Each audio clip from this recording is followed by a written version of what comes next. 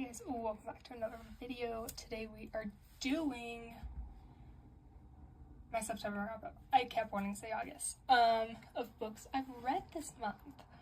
It's currently the last day of the month, so I don't think by any miracle I'm gonna finish either book I'm in the middle of. So yeah, I also have a book I finished right at the end of August that I'm putting in this video.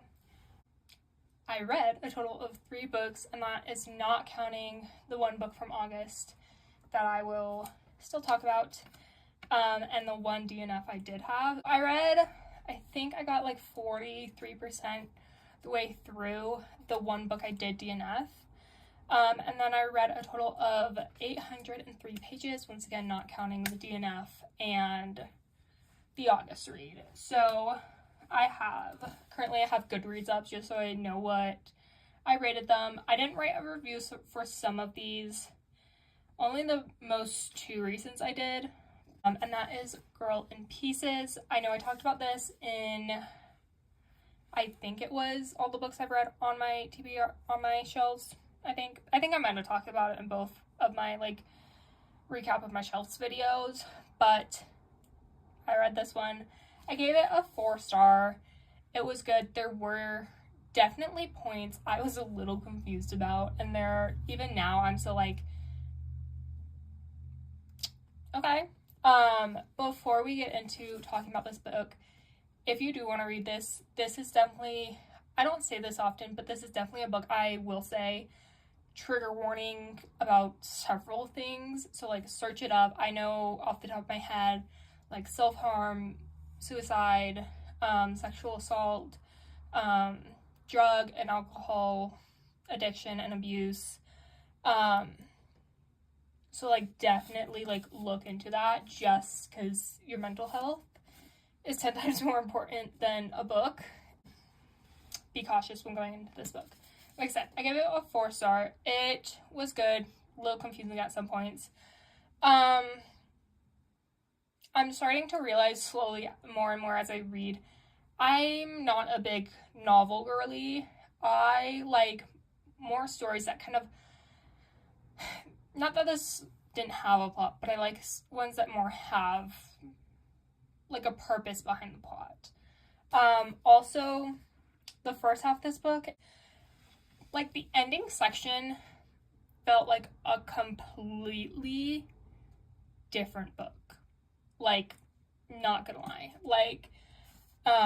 After, try not to spoil, after kind of a big moment and everything comes crashing down, personally, not gonna lie, the book could have ended there and I would have been fine.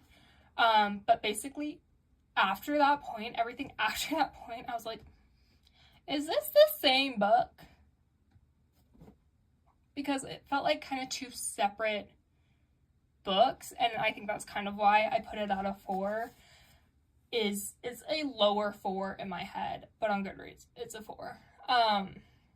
Just because I'm 2 separate books, but I do think there were some good topics talked about it in here. But I'm not a novel person, and so I think I'm gonna start not buying as many novels,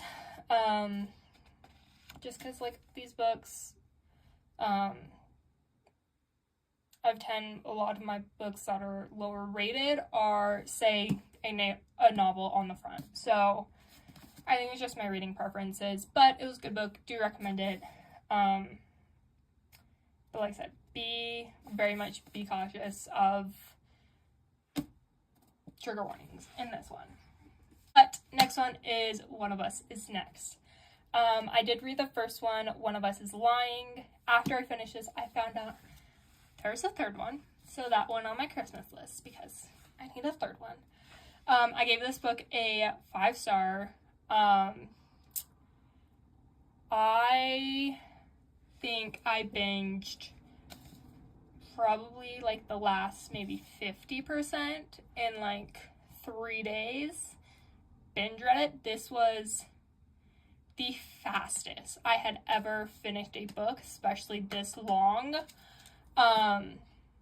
And I really didn't know a lot going into it, but this is kind of a continuation of One of Us is Lying. It takes place 18 months afterwards. I kind of in my head was kind of thinking like the Pretty Little Liars Original Sin kind of thing, where they're not in the same universe, but it was a like slight retelling of the story, and it kind of was, but it was in the same universe. We got a couple of the same characters from the first book. The first book had 4 POVs. This one had 3, one of them being the younger sibling of one of the people from the first one. There were definitely a couple parts in this book, especially towards the beginning, that I'm like, it's going to take me a second to process, just because it's been several years since I read the first one, and that has nothing to do with the book. That has everything to do with me and the fact that I haven't read this. So, but I binge read this. I did not want to put it down. At kind of towards the end, I did kind of see where it was going, and then the very, very end, plot twist, did not see that one coming. There's kind of two plot twists of who done it. The first one, I think it was probably like a chapter or so before they revealed who done it. That I kind of like, this is gonna be fun. And then right at the end, another plot twist of another whodunit. That I did not see coming. Like, what the... Sorry, what? So I'm excited for the third one. I have no clue what it's about, but I'm excited. Definitely some points, if you guys follow me on Snapchat, because I was posting a lot about this, of me reading and having to close the book, because I cannot. There was, like, one point where I could not, like, I was physically, like, this, and then every single time I went to go read, I was like, no. So, yeah, I'm excited for the third one. I think first or second one, I can't decide if I like the first one or second one better, because it's been a while since I read the first one, so I don't think it's a fair comparison, because it's been a bit, and yeah. But I really did enjoy this book. I binged it. Thought I was slowly getting into a reading slump due to, I thought I was getting in a reading slump due to me, like, binge reading that one.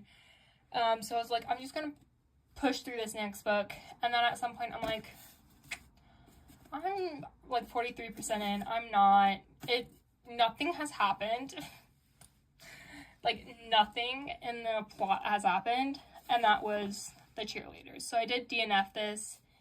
It was a soft DNF. I have thought about picking it back up in these last couple of weeks since I finished my September TBR, just to maybe, like, give it a second chance, but I haven't. I have no need to. Basically, we follow this girl who, her older sister and, like, 3 other cheerleaders, I think a year prior or a couple years prior, all died, and I think we're supposed to figure out, like, what happened to them and whatever, but I'm just like, it wasn't doing it for me. It wasn't. So this is gonna go on Pango, because I'm not gonna keep books that I DNF or don't like on my bookshelf.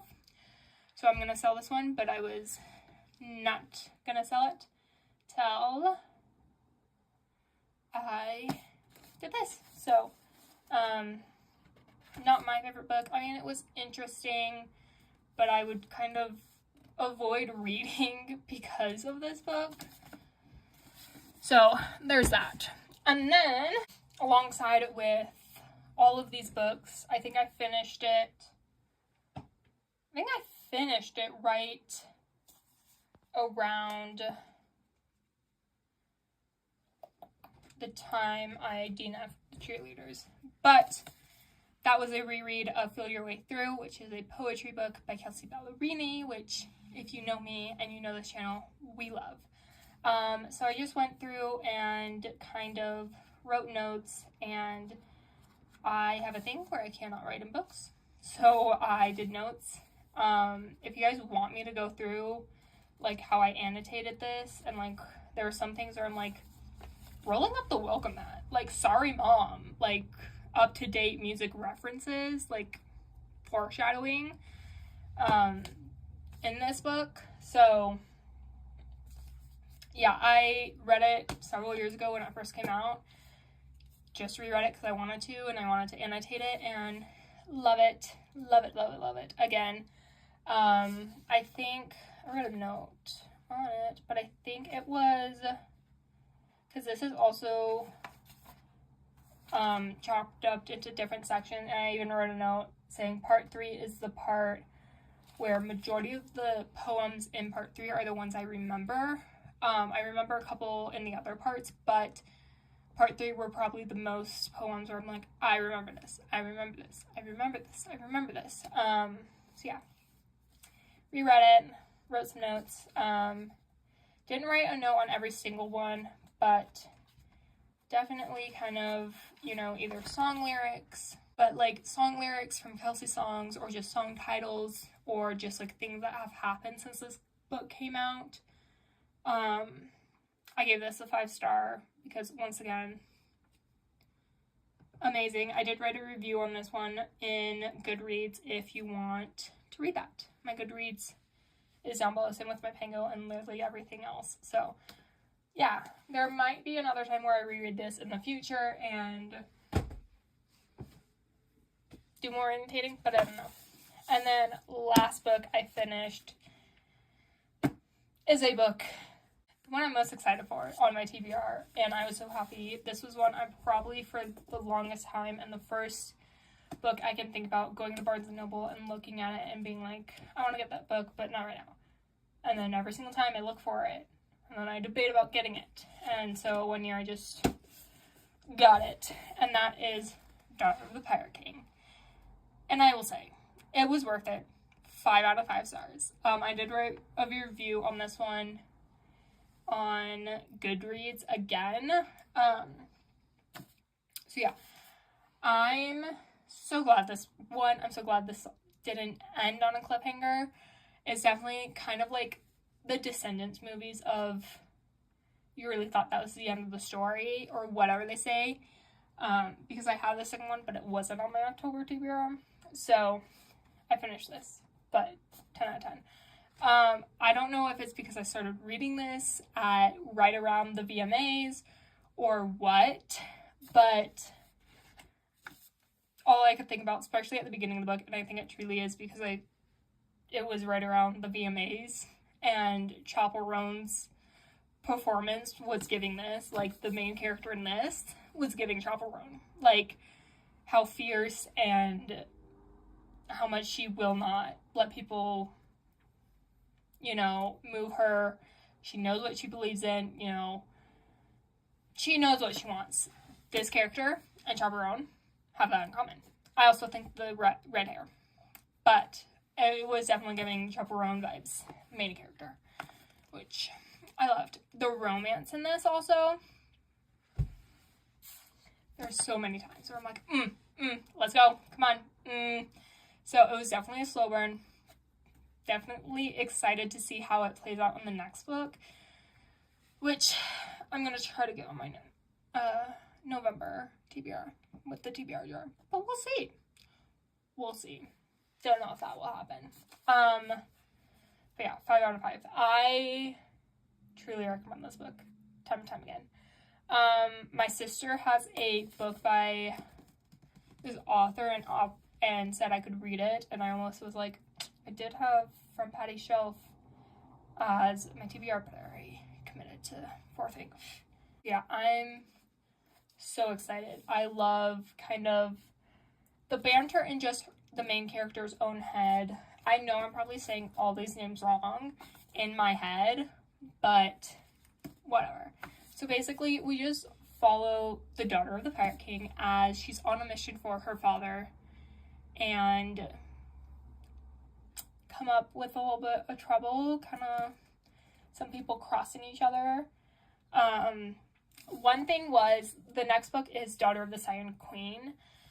And I was kind of, especially in the beginning of the book, they kind of hinted at it, but I was kind of expecting them not to touch on the fact that she was a siren, or the daughter of the Siren Queen. But they did, and it became, especially towards the end, kind of a big part of it, which I was fine with. I was just kind of expecting it to kind of be something we discover in the second book, but I think we're gonna kind of discover more about her mom, because we don't know a lot about her mom in the next book. So I'm excited. So that was all the books I read this month.